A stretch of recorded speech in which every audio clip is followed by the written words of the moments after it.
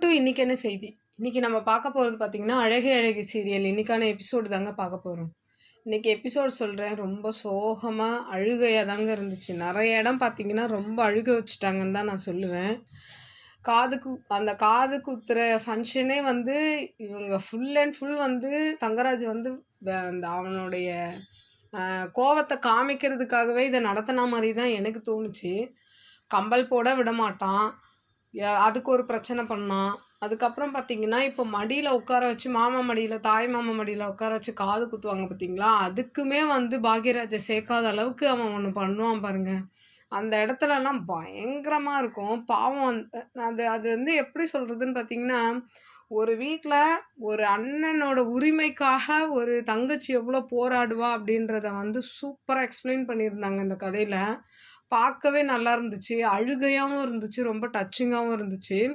இந்த ஸ்டோரி பார்த்தீங்கன்னா full and full நம்ம வாழ்க்கையில் என்னென்னலாம் நம்ம ஃபேஸ் பண்ணிட்டு வரோமோ அது அது அப்படியே வந்து ரிலேட் ஆகுங்க. நம்ம நம்ம நம்ம கூட வந்து அது அப்படியே கனெக்ஷன் ஆயிரும். அப்படி தான் இந்த எபிசோட் இருந்துச்சு. காது குத்தவே விட மாட்டான். அதுக்கப்புறம் அவன் அந்த போராட்டத்துக்கு அப்புறம் என் என் பசங்களை வந்து என் அண்ணன் மடியில் உட்கார வச்சு காது குத்தலைன்னா நான் இந்த வீட்டை விட்டே போயிடுவேன் என் பசங்களை கூட்டின்னு சொல்லி மிரட்டி தான் வந்து ஃபைனலாக வந்து பாக்யராஜ் மடியில் காது குத்தே வைப்பாங்க. அவ்வளோ போராட்டம் நடக்கும். மாமியார் ஒரு பக்கம் பேசுவாங்க, எல்லாருமே ஒரு பக்கம் வந்து அவளை கடுக்கடுன்னு ஏன் பாக்யராஜுக்கு சப்போர்ட்டாக ஒருத்தர் கூட நிற்க மாட்டாங்க. அவங்க அப்பா, அவங்க அண்ணன், அவங்க தம்பி ஆகட்டும், சுரேஷ் வந்து ஆல்ரெடி இருக்கவே மாட்டான் சப்போர்ட் பண்ணி. யாருமே சப்போர்ட் பண்ணாத அந்த டயத்தில் அந்த ரேவதி அவங்க செம்ம சூப்பருங்கன்னு தான் நான் சொல்லுவேன். அப்படி ஒரு அண்ணனுக்காக அவங்க பாடுபட்டு அந்த உரிமைக்காக என் அண்ணன் வந்து செய்கிறான், என் அண்ணன் மடியில் இல்லாமல் வேறு யார் மடியிலையும் குத்தக்கூடாது, என் அண்ணனுக்காக என் வாழ்க்கையே இழப்பேன் அப்படின்ற அளவுக்கு ஒரு பொண்ணு யோசிக்கிறாங்கன்னா கண்டிப்பாக அப்படி தான் யோசிப்போம். ஏன் சொல்லுங்களேன், ஏன்னா இப்போ நம்மளுக்கே வந்து என்ன தோணும், நம்ம அண்ணன் இவ்வளோ பண்ணி நம்ம அண்ணன் மடியில் உட்கார வச்சு காது குத்தாமல் என்னதான் இன்னொருத்தவங்க கூட பிறந்தவனா இருந்தாலுமே அவனை விட பெரியவன் ஒருத்தன் இருக்கும்போது அவங்களுக்கு மரியாதை நம்ம கொடுத்து தானே ஆகணும். அதை வந்து இந்த எபிசோடில் சூப்பராக கொண்டு வந்திருந்தாங்க. எனக்கு பார்க்க அப்படியே அழுகையாக தான் வந்துச்சு. அந்த உரிமையை கடைசியாக அவள் வாங்கி கொடுத்து என்ன ஆனாலும் பரவாயில்ல, செத்தாலும் பரவாயில்ல, அப்படி அவள் ஒரு அந்த வார்த்தையை வேறு சொல்லுவாள், நீ அடித்து என்னை கொன்னாலும் பரவாயில்ல, ஆனால் என் அண்ணனோட மரியாதை எனக்கு முக்கியம்னு சொல்லி பாக்யராஜ் மணியில் உட்கார வச்சு காது குத்துன இது செம்ம சூப்பராக இருந்துச்சு. அதுக்கப்புறம் பார்த்தீங்கன்னா இவன் தான் ரொம்ப பெருமை பேசுவான்ல, கடா விருந்து போட்டிருக்கேன், 3 ஆடு வெட்டியிருக்கேன், விருந்து தடல் புடலாக இருக்கும், அப்படி இப்படின்னு இவன் பெருமை பேசுவான். அந்த சீன் ஆகட்டும்.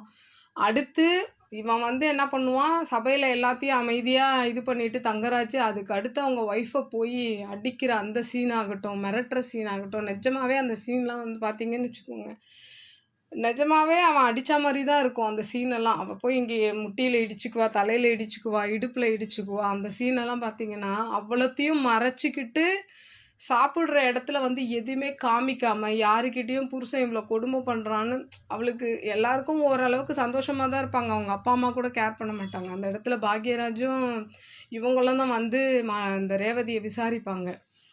ஆனால் அப்படி இருந்துமே அவங்கக்கிட்ட கூட உண்மையை சொன்னாமா அவ்வளோ அடியும் வாங்கிட்டு அந்த சாப்பாடை அவள் சாப்பிடும் போது எவ்வளோ இதாக இருக்கும். அந்த சீனெல்லாம் பார்த்தீங்கன்னா செம்ம டச்சிங்காக இருந்துச்சு. அதே மாதிரி இன்னொரு சீன் பார்த்தீங்கன்னா சுரேஷ்க்கு வந்து பொண்ணு பார்த்துருப்பாரு தங்கராஜ். அதை வந்து ஆல்ரெடி சொல்லியிருப்பார். அவன் கூட பார்த்தீங்கன்னா பாக்யராஜை மதிக்காமல் அந்த பொண்ணு பார்க்குற இதில் அவன் கலந்துக்குவான். ரெண்டாவது இதுக்கு முன்னாடி ஒரு சீன் ஒன்று வரும், என்னதான் தங்கச்சி வந்து நம்மளுக்கு அந்த உரிமையை வாங்கி கொடுத்துட்டா அப்படின்னு பாக்யராஜ் ரொம்ப சந்தோஷப்பட்டாலும் ஒரு பக்கம் அவனுக்கு சின்னதாக வருத்தம் இருக்கும். இதனால நம்ம தங்கச்சிக்கு ஏதாவது பின்னாடி அவன் பிரச்சனை வந்துருமான்ற பயப்படுற அந்த சீனும் நல்லாயிருக்கும். இந்த பக்கம் பார்த்தீங்கன்னா யாருமே வந்து பாக்யராஜை மதிக்காமல் இங்கே வந்து மாப்பிள்ளை சொன்னாருன்றதுக்காக பொண்ணை பார்த்து அவர் வர சொன்னாருன்றதுக்காக நிச்சயம் பண்ணுறதெல்லாம் கொஞ்சம் ஓவராக தான் தெரிஞ்சுது எனக்கு இந்த எபிசோடில். அதை பார்த்தீங்கன்னா ஒரு அப்பா அம்மா கூட என்ன இருக்கட்டும்ங்க, இப்போது தங்கராஜ் வந்து அவங்க தங்கச்சி இறந்துட்டான்றதுக்காக அவ்வளோ இம்பார்ட்டன்ட் கொடுக்குறாரு. அதே மாதிரி தானே தான் புள்ள அந்த வீட்டில் வந்து அவன் சும்மா இருந்தாலும் பரவாயில்ல, ஒரு ஒப்புக்கு சப்பானாக இருந்தால் கூட சரி இப்போது அவன் வந்து நம்மளை மதிக்காமல் இந்த மாதிரி பண்ணிட்டான்னு கூட நம்ம ஓரளவுக்கு கோவப்படலாம். அந்த வீட்டில் பொறுப்பாக பார்த்துக்கிற அவனையே அவளை கேவலப்படுத்துகிறாங்க அப்படின்னும் போது அந்த இடத்தெல்லாம் ரொம்ப பார்க்கவே எனக்கு ஒரு மாதிரியா தான் இருந்துச்சு. அந்த எபிசோடு பார்க்க அவன் எப்படி ஒரு ஒதுக்கிட்டு அப்ப அவருக்கு கோவம் இருக்கு. ஒரு ஒரு தங்கச்சிய சாவடிச்சுட்டான். செத்ததுக்கு காரணம் அவர்தான் அப்படின்றதுனால அவருக்கு கோவம் இருக்கலாம் நியாயம். ஆனா இவங்களுக்கு எதுக்கு ஒரு ஒரு பொண்ணு வாழ்க்கை முக்கியம். அதுக்காக பையனும் முக்கியம் தானே.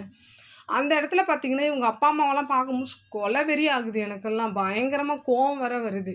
என்ன அப்பா, அம்மாவா இருப்பாங்கன்ற மாரி இருக்குது. மாப்பிள சொன்னாருன்றதுக்காக பொண்ண பார்த்த அதே செகண்ட்ல தட்ட மாத்துறதெல்லாம் கொஞ்சம் ஓவர் தான். அதெல்லாம் பார்க்கும்போது, ஐயோ! என்னடா இப்படியும் இருப்பாங்களா? அப்படின்னு. நல்ல வேளை சீரியலா இருக்க வச்சு இருக்கு. இது ரொம்ப ஓவரா காமிக்கிறாங்களோன்னு கூட எனக்கு தோணுது. உடனே அந்த மாப்பிள்ளைய பார்த்து, பொண்ண பார்த்து, அங்கேயே கோவில்லயே பார்த்து தட்டும் மாத்திக்கிறாங்க. அப்படியே இன்னைக்கான எபிசோடு முடியுது. பார்ப்போம் இது எவ்வளோ தூரத்துக்கு கொண்டு போறாரு. இந்த கல்யாணம் எப்படி நடக்கும்னு நம்மளுக்கு தெரியாது. ஏன்னா மலர் தான் இப்ப மதி தான் வந்து சுரேஷ்க்கு ஜோடி ஆவாங்கன்னு எனக்கு தோணுது. பார்ப்போம் பொறுத்திருந்து. எப்படி அவங்க கல்யாணம் நடக்குதுன்னு வெயிட் பண்ணி தான் பார்க்கணும். நாளைக்கு என்ன நடக்குதுன்னு எபிசோட உங்களுக்கு நான் பார்த்துட்டு ரிவ்யூ பண்ணுறேன். என்னோட சேனல் பிடிச்சிருந்தா லைக் பண்ணுங்கள், ஷேர் பண்ணுங்கள், கமெண்ட் பண்ணுங்கள். என்னோட சேனலை சப்ஸ்கிரைப் பண்ணி சப்போர்ட் பண்ணுங்கள். நன்றி, வணக்கம், பாய்.